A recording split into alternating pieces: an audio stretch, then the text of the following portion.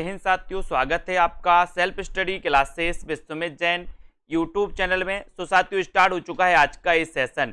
ठीक है, सभी लोग एक बार वीडियो को लाइक कर देंगे और दोस्तों वीडियो को शेयर भी कर देना अपने मित्रों तक। अगर अभी तक आपने सेल्फ स्टडी क्लासेस का ऐप डाउनलोड नहीं किया तो सेल्फ स्टडी क्लासेस का ऐप जरूर डाउनलोड कर लें दोस्तों। ठीक है, ये सेल्फ स्टडी क्लासेस का ये मोनो है और इस सेल्फ स्टडी क्लासेस का दोस्तों ये आपको इस प्रकार से आपको सेल्फ स्टडी क्लासेस सर्च करना है प्ले स्टोर में। ठीक है, आपको ये ऐप मिल जाएगा, डाउनलोड कर लें। साहित्य के अगर स्टूडेंट हैं, आप साहित्य की तैयारी कर रहे हैं, मास्टर कैडर एग्जाम की तैयारी कर रहे हैं, यूकेएलटी की कर रहे हैं दोस्तों, टीजीटी पीजीटी या फिर जूनियर टेट एग्जाम की तैयारी कर रहे हैं, एचपी टेट, हिंदी साहित्य से संबंधित जो भी आपका सब्जेक्ट है, जो भी आपका दोस्तों एग्जाम है, उसके लिए आप दोस्तों सेल्फ स्टडी क्लासेस ऐप पर कोर्स में एडमिशन लेकर के अपनी तैयारी बहुत अच्छी कर सकते हैं। ठीक है, तो दोस्तों चलिए स्टार्ट करते आज का सेशन। 11 वर्ष का समय कहानी के लेखक कौन है? 11 वर्ष का समय कहानी के लेखक कौन है, यहां तक अपन ने पढ़ा था।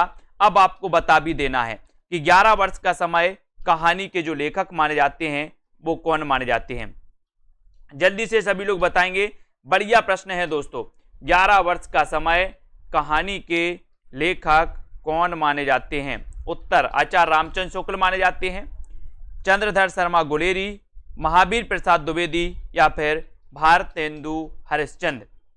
11 वर्ष का समय कहानी के लेखक कौन हैं? और बिल्कुल सही आंसर आया है आपका कि सर अगर 11 वर्ष के समय की बात करोगे तो वो है कौन? रामचंद्र शुक्ल, यानी कि उत्तर चला जाता है एक की तरफ। ये नंबर आपका बिल्कुल सही हो जाता है। ठीक है, रामचंद्र शुक्ल राइट आंसर। 11 वर्ष का समय कहानी के लेखक आचार्य रामचंद्र शुक्ल हैं और इसकी रचना दोस्तों शुक्ल जी ने की थी। इनको भी आपको याद रखना है। ठीक है, इनमें से सबसे पुरानी कहानी कौन है? सबसे पुरानी कहानी आपसे पूछा गया, इनमें से सबसे पुरानी कहानी कौन सी है? रानी केतकी की कहानी, दुलाई वाली, टोकरी भर मिट्टी या फिर 11 वर्ष का समय? सबसे पुरानी कौन सी कहानी है बताइए सभी लोग। और साथियों वीडियो को लाइक जरूर कर दें। ठीक है, अपने मित्रों तक शेयर जरूर किया करें, अपने फेसबुक में भी आप शेयर कर सकते हो दोस्तों, है ना। कौन सी सबसे पुरानी कहानी है? और उत्तर चला जाता है आपका रानी केतकी की कहानी। ये सबसे पुरानी है दोस्तों, रानी केतकी की कहानी, है ना। इसके लेखक कौन है? तो उत्तर हो जाता है इंशाअल्लाह खां। यहां पर देखो दोस्तों, यहां पर देखो, इनमें से सबसे पुरानी कहानी रानी केतकी की कहानी। इंशाअल्लाह खां ने रानी केतकी की कहानी 1798 से 1830 ईस्वी के मध्य में इसकी रचना इन्होंने की थी और इसका अन्य नाम है दोस्तों उदयभान चरित। इसका अन्य नाम भी कई बार पूछा गया है। रानी केतकी की कहानी का अन्य नाम क्या है? तो आपका उत्तर क्या हो जाएगा? उदयभान चरित। ये क्वेश्चन भी कई बार आया है। तो रानी केतकी की कहानी के रचनाकार कौन है? इंशाअल्लाह खां है ना। इसका अन्य नाम क्या है? तो इसका नाम अन्य नाम उदयभान चरित है। ठीक है, इसको याद रखेंगे। और यहां पर आपका प्रश्न है, निम्न कहानियों में से कौन सी कहानी जैनेन्द्र कुमार द्वारा रचित है? जैनेन्द्र कुमार द्वारा कृत मानी जाती है, यानी कि 139 का उत्तर आपको बताना है। नमक का दरोगा, मलबे का मालिक, पाजेब या फिर हार की जीत, है ना। निम्नलिखित कहानियों में से जैनेन्द्र की कहानी कौन सी है? जैनेन्द्र की कहानी, बहुत बढ़िया आंसर आया है कि सर अगर जैनेन्द्र की कहानी की बात करोगे तो उत्तर लगा देना आप पाजेब, है ना। पाजेब, पाजेब। तो पाजेब जो कहानी है दोस्तों ये जैनेन्द्र जी की है और सी की तरफ आपका उत्तर चला जाता है। सी नंबर आपका बिल्कुल सही हो जाता है। ठीक है, यहां पर आते हैं। पाजेब कहानी जैनेन्द्र कृत है। जैनेन्द्र मनोविश्लेषणात्मक परंपरा के दोस्तों प्रवर्तक माने जाते हैं, आपको पता होगा। ये हिंदी साहित्य में मनोविश्लेषणात्मक कहानी उपन्यास के रूप में जाने जाते हैं दोस्तों। ठीक है, उपन्यासकार के रूप में जाने जाते हैं और इनकी प्रसिद्ध कहानियों में फांसी, जैनेन्द्र कुमार, वातायन, नीलम देश की राजकन्या। ये नीलम देश की राजकन्या कई बार पूछा गया।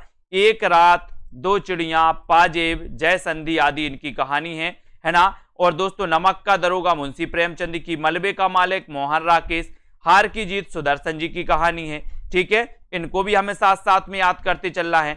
अब देखते हैं दोस्तों अगले प्रश्न को। अगला प्रश्न यहां पर आता है, कौन सी कहानी शैलेश मटियानी की है? शैलेश मटियानी की कौन सी कहानी है? ये 4 विकल्प हैं आपके सामने।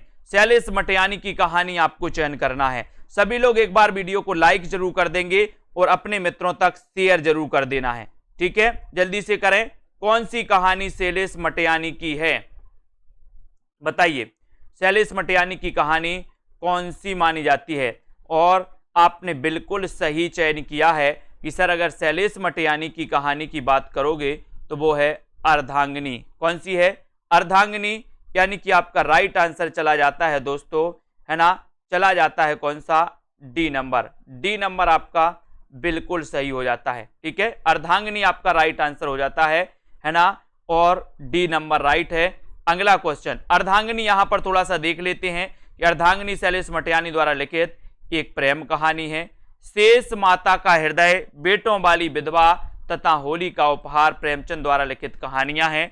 शैलेश मटियानी द्वारा लिखित कहानी संग्रह इस प्रकार हैं, दो दुखों का एक सुख, है ना, नाच जमूरे नाच, हारा हुआ, जंगल में मंगल, महाभोज, चील प्यास पत्थर, बर्फ की चट्टानें, ये सभी मानी जाती हैं। अब क्वेश्चन है दोस्तों आपके लिए, जबरा कुत्ता प्रेमचंद की किस कहानी के पात्र है। ये जबरा है ना, जबरा कुत्ता बताना है किस कहानी का पात्र है। प्रश्न क्रमांक 141 में बताइए जबरा कुत्ता प्रेमचंद की किस कहानी का पात्र है।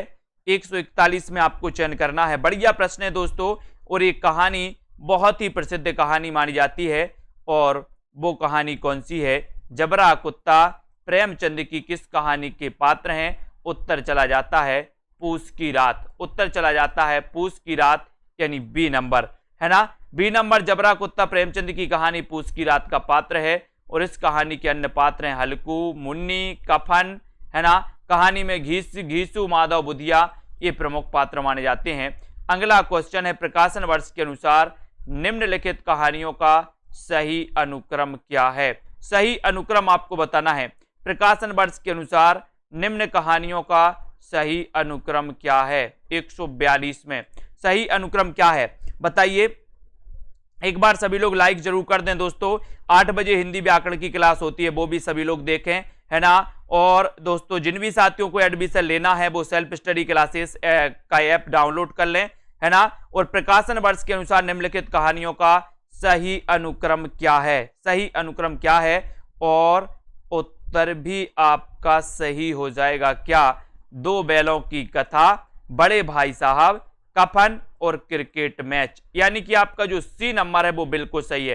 प्रकाशन वर्ष के अनुसार कहानियों का सही अनुक्रम सी सही हो जाएगा दोस्तों। दो बैलों की कथा, है ना, बड़े भाई साहब, कफन और क्रिकेट मैच, ठीक है, तो इनको याद रखेंगे। ये आपकी दो बैलों की कथा में क्रिकेट मैच ये आएंगी सूरो, ठीक है, ये आपका बिल्कुल सही हो जाएगा। बढ़ते हैं आगे, देखते प्रकाशन वर्ष के अनुसार निम्नलिखित कहानी संग्रहों का सही अनुक्रम क्या है। अब प्रकाशन वर्ष आपसे पूछा जा रहा है दोस्तों, बताइए सभी लोग बताइए। 143 का उत्तर बताना है। जो भी हमारे पंजाब मास्टर कैडर वाले साथी हैं अभी से स्टार्ट कर दें अपनी तैयारी। जब भी पंजाब मास्टर कैडर आएगा आप तैयार उसके लिए रहेंगे दोस्तों, है ना। तो पंजाब मास्टर कैडर के लिए बिल्कुल स्पेशल कोर्स है, फुल कोर्स है दोस्तों पंजाब मास्टर कैडर का, वो आराम से एडमिशन ले सकते 1199 रुपए में, ठीक है। प्रकाशन वर्ष के अनुसार निम्नलिखित कहानी संग्रहों का सही अनुक्रम क्या है। सेल्फ स्टडी क्लासेस ऐप आप डाउनलोड कर लो, और उत्तर चला जाता है शरणार्थी, परिंदे, कामरेड का कोट और डायन, यानी कि आपका जो एक नंबर है, एक नंबर जो आपने बताया वो बिल्कुल सही बताया है, ठीक है, ये नंबर आपका बिल्कुल सही हो जाएगा। यहां पर देख लेते हैं दोस्तों, शरणार्थी, है ना, अज्ञे जी की, परिंदे निर्मल वर्मा जी की, कामरेड का कोट संजय और डायन भीष्म साइनी, ये आपका क्रम हो जाएगा इस प्रकार से, ये ठीक है, ये आपका क्रम हो जाएगा शरणार्थी, परिंदे, कामरेड कोट और डायन, ठीक है, इसको भी याद रखेंगे। अगला क्वेश्चन देखो, प्रेमचंद की ईदगाह कहानी में हामिद की दादी का नाम क्या है। हामिद की दादी का नाम क्या है, ये भी आपको चयन करना है। बताइए प्रेमचंद की ईदगाह कहानी में हामिद की दादी का नाम क्या है। हामिद की दादी का नाम रिहाना है ना, या फिर सवाना है, अमीना है, या फिर सुल्ताना। चमीटा खरीद के लाते हैं कि नहीं लाते, चमीटा खरीद के लाते हैं। और प्रेमचंद की ईदगाह कहानी में हामिद की दादी का क्या नाम है, ये उत्तर आपको बताना है ना। और उत्तर चला जाता है हामिद की दादी का नाम क्या है, उत्तर हो जाता है दोस्तों आपका सी नंबर, यानी कि अमीना, क्या नाम है, अमीना आपका बिल्कुल सही हो जाएगा, सी नंबर आपका बिल्कुल सही हो जाएगा। यहां पर देख लो, प्रेमचंद की कहानी, ईदगाह के प्रमुख बाल पात्र दोस्तों हामिद की दादी का नाम है अमीना। आर्थिक अभाव बाल मन की सभी अभिलाषाओं को दबाकर प्रौढ़ की भांति सोचने पर कैसे विवश कर देता है। ईदगाह कहानी में हामिद के माध्यम से प्रेमचंद यही संदेश प्रस्तुत करना चाहते हैं, है ना। अगला क्वेश्चन है, बड़े भाई के चरित्र के मनोवैज्ञानिक विश्लेषण पर आधारित प्रेमचंद की कहानी कौन सी है। कौन सी कहानी है 145 में, बड़े भाई के चरित्र के मनोवैज्ञानिक विश्लेषण पर आधारित प्रेमचंद की कहानी कौन सी है। बड़ा भाई, भैया, बड़का भैया या फिर बड़े भाई साहब।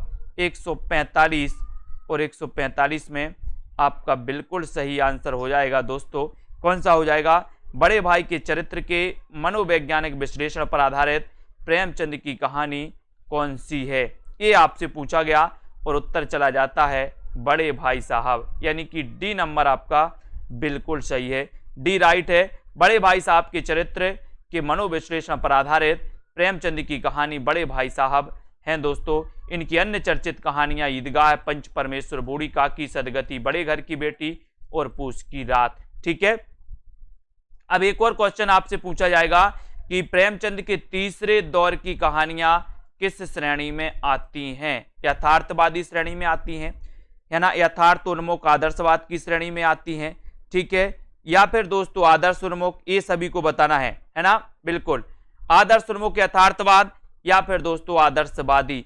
प्रेमचंद के तीसरे दौर की कहानियां किस श्रेणी में आती हैं, किस श्रेणी में आती हैं तीसरे दौर की कहानियां, है ना, तीसरे दौर की कहानियां आपको बताना है। और यहां पर दोस्तों तीसरे दौर में जो हो गए प्रेमचंद जी हो गए थे वो यथार्थवादी हो गए थे, है ना। तो यथार्थवादी यानी कि दोस्तों ये नंबर यथार्थवादी, ये नंबर आपका बिल्कुल सही है, यथार्थवादी आता है दोस्तों। प्रेमचंद के तीसरे दौर की कहानियां यथार्थवादी श्रेणी में आती हैं। और प्रेमचंद अपने लेखन के प्रारंभिक दौर में आदर्शवादी थे, आदर्शवादी कहानियां भी लिखते थे, किंतु बाद में गांधीवादी विचारधारा से होते हुए यथार्थवादी दृष्टिकोण अपना लिए थे दोस्तों प्रेमचंद। तो तीसरे दौर की इनकी जो कहानियां थी वो कैसी थी, यथार्थवादी थी, यानी कि आपका उत्तर चला जाता है विकल्प नंबर ए की तरफ। ठीक है, अगला क्वेश्चन सभी को बताना है दोस्तों, चंद्रधर शर्मा गुलेरी की कौन सी कहानी को कहानी कला की दृष्टि में उत्कृष्ट माना गया है। इनमें से कोई नहीं, पहले दे दिया आपको, सुखमय जीवन, बुद्धू का कांटा या उसने कहा था। कहानी कला की दृष्टि में उत्कृष्ट माना गया है, तो किसे माना गया है उत्कृष्ट, उत्कृष्ट बताना है किसे माना गया। चंद्रधर शर्मा गुलेरी की कौन सी कहानी को कहानी कला की दृष्टि से उत्कृष्ट माना गया, कहानी कला की दृष्टि से उत्कृष्ट किसे माना गया, बताइए किसे माना गया। कहानी कला की दृष्टि से उत्कृष्ट की अगर बात करेंगे तो उत्कृष्ट माना गया दोस्तों, उसने कहा था कि युद्ध में मेरे पति की रक्षा करना, है ना। और उत्तर चला जाता है विकल्प नंबर डी, डी आपका सही हो जाता है। चंद्रधर शर्मा गुलेरी द्वारा लिखित कहानी उसने कहा था 1915 कहानी कला की दृष्टि में उत्कृष्ट माना गया। और इस कहानी का प्रकाश दोस्तों प्रकाशन सरस्वती पत्रिका में 1915 ईस्वी में हुआ था। और यह कहानी प्रथम विश्व युद्ध की पृष्ठभूमि पर लिखी गई। ऐसा भी क्वेश्चन आता है कि निम्न में से बताइए कौन सी कहानी प्रथम विश्व युद्ध की पृष्ठभूमि पर लिखी गई है, तो वो कहानी है दोस्तों उसने कहा था, है ना। यह प्रेम संवेदना की कहानी मानी जाती है, इसको भी अपन को याद करना है। ठीक है, अगले क्वेश्चन की ओर बढ़ते हैं। अगला क्वेश्चन यहां पर देखते हैं दोस्तों, अगला क्वेश्चन है कि प्रेमचंद की निम्नलिखित कहानियों में दलित चेतना की कहानी कौन सी है, यानी कि 148 में आपको चयन करना है ना। प्रेमचंद की निम्नलिखित कहानियों में दलित चेतना की कहानी कौन सी है, दलित चेतना की कहानी बताना है कौन सी है दोस्तों। आपने बहुत सारी कहानियां पढ़ी हैं, यहां पर दलित चेतना की कहानी कौन सी है ये आपको बताना है। प्रेमचंद की निम्न कहानियों में से दलित चेतना की कहानियां, है ना, कौन सी है, और उत्तर चला जाएगा विकल्प नंबर ए की तरफ, विकल्प नंबर ए की तरफ, ठाकुर का कुआं, यानी कि ए नंबर राइट आंसर है, ठाकुर का कुआं। दी गई कहानियों में प्रेमचंद की दलित चेतना की कहानी ठाकुर का कुआं है। और ईदगाह, आर्थिक अभाव में समय के पूर्व प्रौढ़ होते बालमन का उद्घाटन किया गया है ना। बूढ़ी काकी में बुजुर्गों के प्रति संवेदनहीनता को दर्शाया गया है ना। अब निम्नलिखित पंक्तियां दोस्तों प्रेमचंद की किस कहानी से ली गई हैं, ये कहानी बताना है ना। गई हैं, ईश्वरी एक बड़े जमींदार का लड़का था और मैं एक गरीब क्लर्क का, जिसके पास मेहनत मंजूरी के सिवा और कोई जायदाद न थी। हम दोनों में परस्पर बहस होती रहती थी। मैं जमींदार की बुराई करता था, उन्हें हिंसक पशु और खून चूसने वाली जोंक और वृक्षों की चोटी पर फूलने वाला बंझा कहता। वह जमींदारों का पक्ष लेता, पर स्वभावतः उसका पहलू कुछ कमजोर होता था, है ना। ये बताना है ये किस कहानी से ली गई है दोस्तों।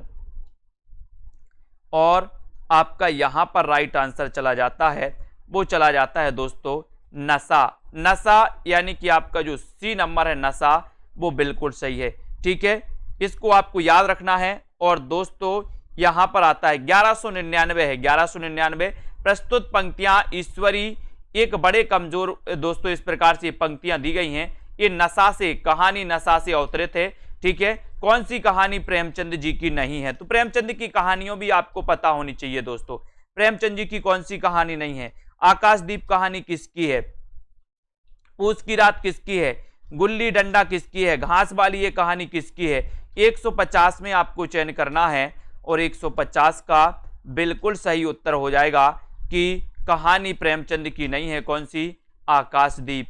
जबकि आकाशदीप के रचनाकार कौन है? जयशंकर प्रसाद। कौन माने जाते हैं दोस्तों?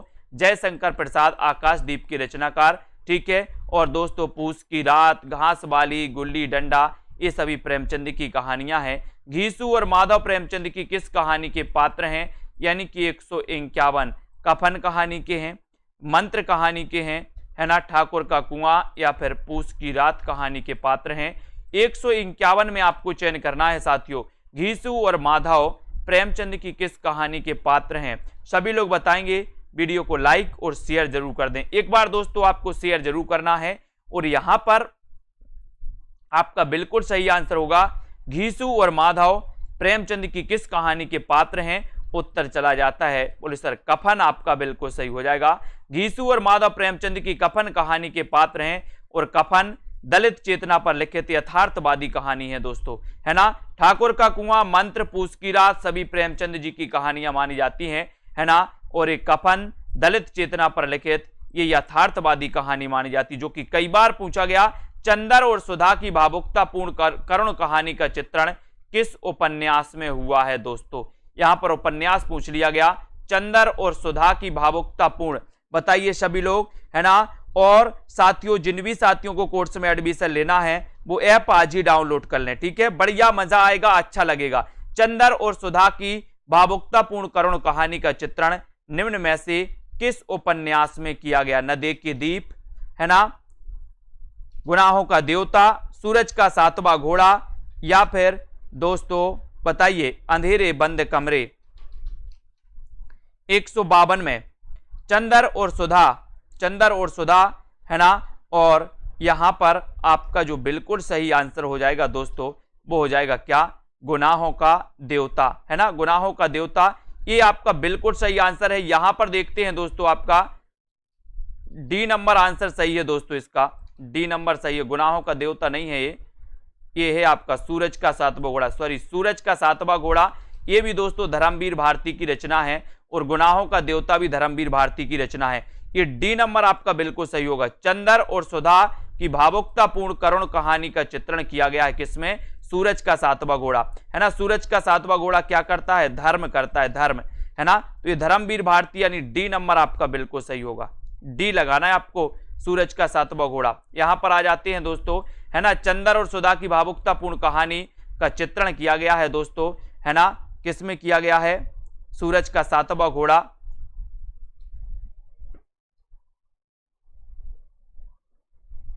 यहां पर दोस्तों गड़बड़ है कुछ, है ना, ये गड़बड़ हो गया है। गुनाहों का देवता ही सही है, जबकि नदी के दीप, अज्ञे का, अंधेरी बंद कमरे, मोहन राकेश, सूरज का सातवां घोड़ा, है ना। तो यहां पर आप बी करो, बी, है ना, बी सही है। ये गलत दिया है, यहां पर ये गलत दिया, ठीक है। बी नंबर आपका सही हो जाएगा, गुनाहों का देवता ही सही होगा, बी नंबर, ठीक है। चंदर और सुधा का भावुकतापूर्ण कहानी करुण कहानी का चित्रण धर्मवीर भारती द्वारा लिखित उपन्यास, उपन्यास गुनाहों का देवता में हुआ। इसको आप बी करो, ठीक है, गुनाहों का देवता सही है, बी नंबर सही है, ठीक है। निम्न में से कौन सा युग्म संगत है? संगत आपको बताना है, कौन सा युग्म संगत है? जिंदगी और जोंक, धर्मवीर भारती, बंद गली का आखिरी मकान, है ना, राजा निर्बसिया और इंसान के खंडहर, कौन सा युग्म संगत है ये आपको बताना है। हाँ ना,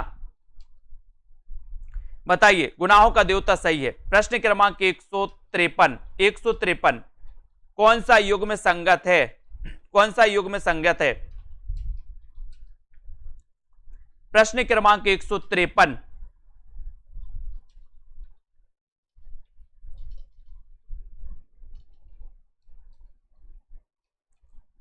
और संगत आपको बताना था, तो ये संगत आपको दिख रहा है यहां पर, राजा निर्बसिया, है ना, राजा निर्बसिया यानी कि दोस्तों कमलेश्वर। ये कमलेश्वर आपका बिल्कुल सही है, ठीक है, सी नंबर आपका सही हो जाएगा, राजा निर्बसिया कमलेश्वर, है ना, सी नंबर। यहां पर देखो राजा निर्बसिया ये दोस्तों कमलेश्वर द्वारा रचित है।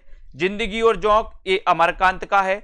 बंद गली का आखिरी मकान धर्मवीर भारती, है ना, इंसान के खंडहर मोहन राकेश, ठीक है। तो राजा निर्बसिया कमलेश्वर, जिंदगी और जोंक अमरकांत, बंद गली का आखिरी मकान धर्मवीर भारती, इंसान के खंडहर मोहन राकेश, ठीक है, ये आपको पता हो गए। अगला क्वेश्चन देख लो, कहानी लेखन में निम्न में से किस तत्व की आवश्यकता नहीं होती?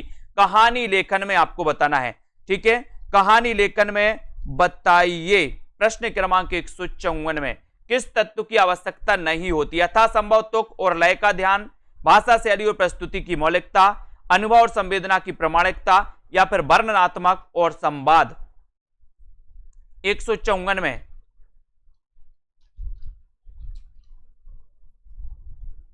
154 में सभी लोग बताएंगे किस तत्व की आवश्यकता नहीं होती?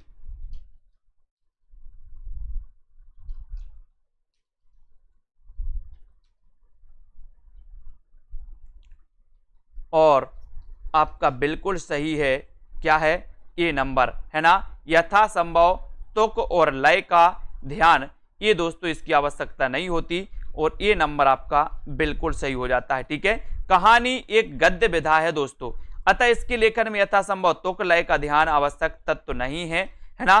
तुक या लय का ध्यान काव्य में दिया जाता है, ठीक है। अब यहां पर अगला क्वेश्चन आपको बताना है साथियों, ये रहा अपना, किस कहानी के रचनाकार निर्मल वर्मा है? निर्मल वर्मा किस कहानी के रचनाकार हैं? सपाट चेहरे वाला आदमी, लंदन की एक रात, या फिर एक और विदाई, इसमें से बताओ, वापसी, इसमें से भी आपको बताना है। तो किस कहानी के रचनाकार निर्मल वर्मा हैं? 155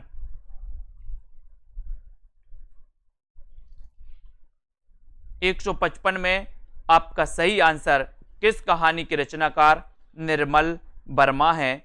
और निर्मल वर्मा में आपका राइट आंसर हो जाएगा लंदन की एक रात। लंदन की एक रात यानी कि बी नंबर, ठीक है। लंदन की एक रात में बोले निर्मल निर्मल पानी पिया, कैसा पिया? निर्मल निर्मल। तो निर्मल में निर्मल वर्मा की कहानी लंदन की एक रात। इनकी अन्य प्रमुख कहानियों में दोस्तों परिंदे, कब्बे और काला पानी और जलती झाड़ी। कब्बे और काला पानी, है ना, बोले कब्बे और काला पानी नहीं पीना, हमें कैसा पानी पीना है? निर्मल। तो निर्मल वर्मा। परिंदे को निर्मल पानी, है ना, जलती झाड़ी, ये भी याद रखना। गीत फरोश के रचनाकार कौन है? गीत फरोश के रचनाकार कौन है? धर्मवीर भारती हैं, भवानी प्रसाद मिश्र हैं, हरिनारायण व्यास हैं, या फिर हरिशंकर दोस्तों हरिवंश राय बच्चन हैं। गीत फरोश किसकी रचना है, ये आपको चयन करना है। सभी लोग एक बार लाइक जरूर करें, है ना, और दोस्तों शेयर करते रहें अपने मित्रों तक। और ये क्लास रोज रात्रि 9 बजे अपन पढ़ते हैं इसमें, है ना। और दोस्तों 8 बजे हिंदी व्याकरण की क्लास होती है आपकी, और शाम को 5 बजे और शाम को 6:30 बजे 2 क्लासें होती है पेड मेंबर्स की, ठीक है। तो गीत फरोश किसकी रचना है, ये आपसे पूछा गया और आपने बिल्कुल सही उत्तर चयन किया है कि सर भवानी प्रसाद मिश्र की रचना है गीत फरोश, और उत्तर चला जाता विकल्प नंबर बी। बी नंबर आपका राइट आंसर गीत फरोश। हमने याद किया था कि हमें भवानी के गीत गाना है, तो भवानी प्रसाद मिश्र गीत फरोश, है ना। अंधा है युग धर्म के बिना, तो धर्मवीर भारती। हरिनारायण व्यास मृग और तृष्णा, है ना। हरिवंश राय बच्चन दोस्तों मधुशाला। मधुशाला के रचनाकार हरिवंश राय बच्चन, मृग और तृष्णा हरिनारायण व्यास, अंधा युग धर्मवीर भारती, गीत फरोश भवानी प्रसाद मिश्र, इनको भी अपन याद करेंगे। ठीक है, अगले प्रश्न की ओर बढ़ते हैं। सभी लोग लाइक जरूर करते जाइए और दोस्तों वीडियो को शेयर भी अपने मित्रों तक करते रहिए। ठीक है, और ऐप को जरूर डाउनलोड कर लें। सेल्फ स्टडी क्लासेस ऐप को डाउनलोड करना है। शेखर जोशी की कहानी इनमें से कौन सी है? शेखर जोशी की कहानी इनमें से कौन सी है? कोसी का घटबार, मांस का दरिया, जहां लक्ष्मी कैद है, या फिर बंद गली का आखिरी मकान? बताइए। नॉर्मल क्वेश्चन है, कई बार अपन ने पढ़ा भी है। को शेखर एक जोशी, और आपका बिल्कुल सही आंसर हो जाएगा, क्या हो जाएगा यहां पर? राइट आंसर आप लोग ने जो बताया 157 में शेखर जोशी की कहानी इनमें से कौन सी है? उत्तर है दोस्तों ए नंबर। ए नंबर यानी कि कोसी का घटबार, है ना, ये आपका बिल्कुल सही है। कोसी का घटबार आपका राइट आंसर है। कोसी का घटबार शेखर जोशी। शेखर जोशी। मांस का दरिया कमलेश्वर, ठीक है, जहां लक्ष्मी कैद है राजेंद्र यादव, ठीक है, बंद गली का आखिरी मकान धर्मवीर भारती, है ना। तो कोसी जोशी, कोसी जोशी, मांस का दरिया कमलेश्वर, जहां लक्ष्मी कैद है वो कौन है? राजेंद्र यादव। बंद गली के आखिरी मकान में क्या होता है? धर्म होता है। तो धर्म होता है तो धर्मवीर भारती। मांझी के पुल से कितनी दूर है? मांझी का पुल। कौन बड़ा है? वह जो नदी पर खड़ा है, मांझी का पुल। या जो टंगा है लोगों के अंदर। इन पंक्तियों के रचनाकार कौन है? पंक्तियां आपसे पूछ ली गई, पंक्तियां भी आपको बताना है दोस्तों। मांझी के पुल, और ये दोस्तों किसकी पंक्तियां हैं? पंक्ति आपसे पूछी गई हैं, सभी लोग बताएं। मांझी के पुल से कितनी दूर है? मांझी का पुल। कौन बड़ा है? वह जो नदी पर खड़ा है, मांझी का पुल, है ना। या जो टंगा है लोगों के अंदर, मांझी का पुल। ये पंक्तियां किसकी मानी जाती हैं? ये पंक्तियां आपको बताना है। ये पंक्तियां दोस्तों केदारनाथ सिंह की पंक्तियां हैं। ठीक है, सभी self study classes app download जरूर कर लें। अपन एक प्रतियोगिता फिर आयोजित करने वाले हैं जल्दी ही। एक प्रतियोगिता आयोजित की जाएगी जिसमें 50 प्रश्न होंगे। 50 प्रश्न में दोस्तों 50 प्रश्न में 10 प्रश्न होंगे हिंदी व्याकरण के, 40 होंगे हिंदी साहित्य के, है ना। एक टेस्ट प्रतियोगिता हिंदी साहित्य की आयोजित होने वाली ऐप में जल्दी ही करेंगे अपन। यहां पर आपका हो गया, निम्न में से कौन सा प्रेमचंद की कहानियों के पात्र हैं? ये पात्र बताना है, कौन से प्रेमचंद की कहानियों के पात्र कौन से हैं। ठीक है, मैं बता दूंगा कब आपकी प्रतियोगिता होने वाली है ऐप पर, सेल्फ स्टडी क्लासेस ऐप पर। तो प्रतियोगिता भी जल्द आपकी आयोजित की जाएगी। टेस्ट लगाना कौन के कितने नंबर आते हैं, है ना। 159 का आंसर आपको लहना से, पंडित बुद्धिराम, सुनंदा, अमीना, इनमें से 159 में से आपको चयन करना है कि निम्न में से कौन कौन प्रेमचंद की कहानियों के पात्र हैं। कौन कौन है प्रेमचंद की कहानियों के पात्र?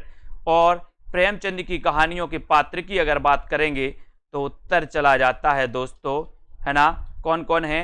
बी यानी कि पंडित बुद्धिराम, और सी यानी कि अमीना, है ना।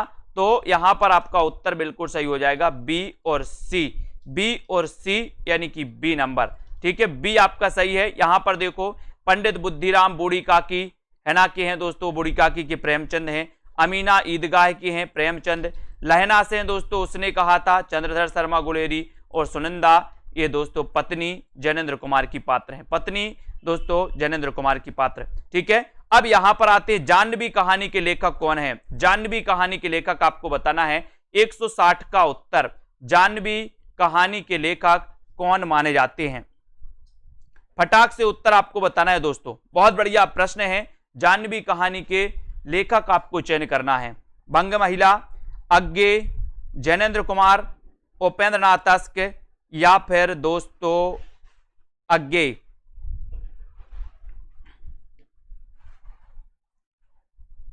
जाह्नवी किसकी कहानी है?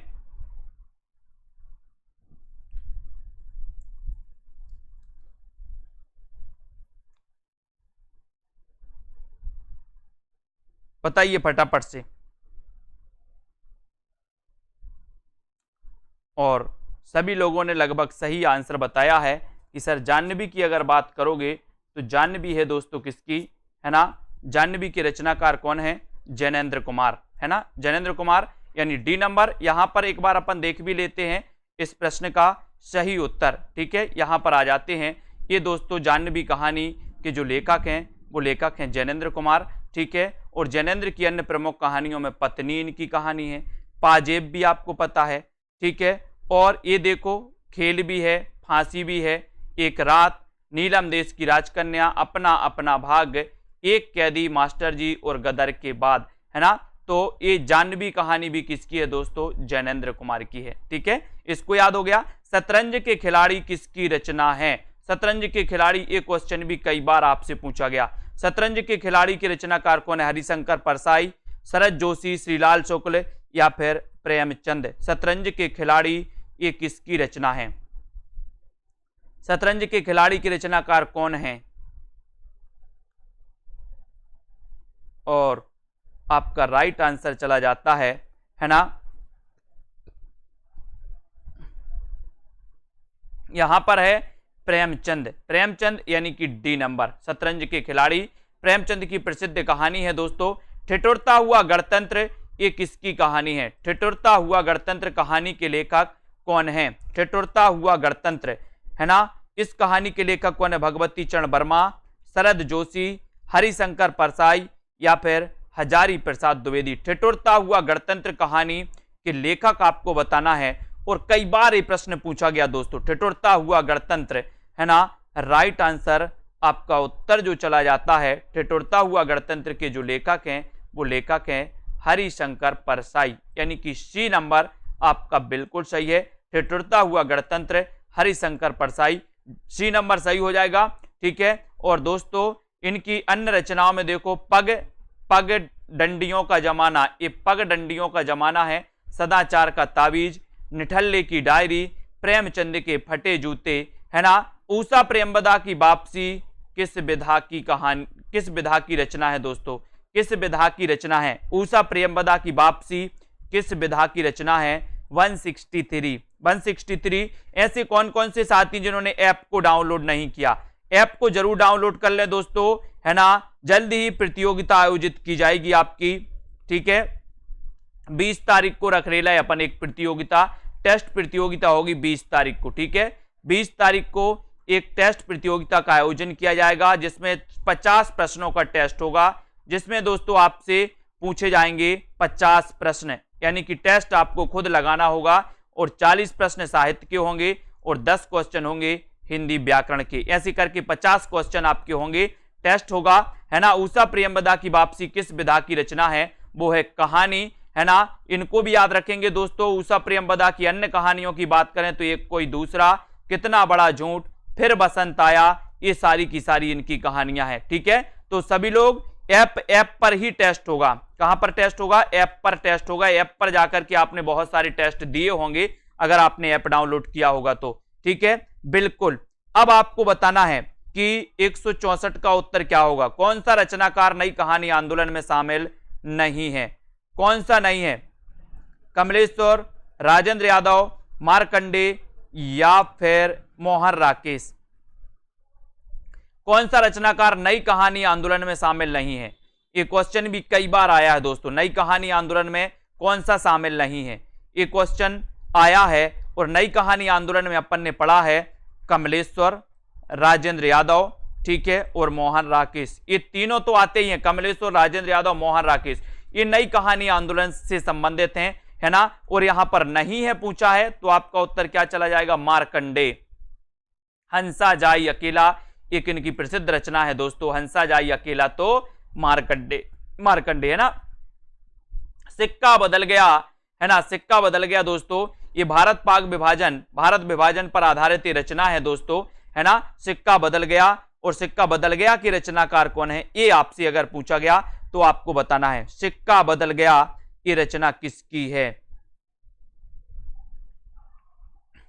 सिक्का बदल गया की रचनाकार कौन है, सिक्का बदल गया शिवानी, कृष्णा सोपती, ममता कालिया या फिर मृदुला गर्ग। सिक्का बदल गया किसकी कहानी है, सिक्का बदल गया ये किसकी कहानी है, ये आपको बताना है। और उत्तर चला जाता है कृष्णा सोपती। सिक्का बदल गया, कृष्णा सोती रही, कृष्णा सोती रही और सिक्का बदल गया, बी नंबर, है ना। सिक्का बदल गया कहानी की लेखिका कृष्णा सोपती है। और इनकी अन्य कहानी है दोस्तों बादलों के घेरे, शिवानी की कहानियों में लाल हवेली, है ना, पुष्पहार, अपराधनी, रथ्या और रति विलाप, ये माने जाते। ठीक है, एक दो क्वेश्चन और आपके हैं दोस्तों यहां पर, इनको भी अपन को याद करना है। ममता कालिया की प्रमुख कहानी की बात करें तो छुटकारा, मुखौटा, बोलने वाली औरतें, मृदुला गर्ग की कहानियों में कितनी कैदें, समागम, डेफोडिल जल रहे हैं और ग्लेशियर आदि, ये माने जाते। ठीक है, अब दोस्तों कल से अपना स्टार्ट होगा आलोचना। यहां पर अपन ने कहानी का पूरा पार्ट पढ़ लिया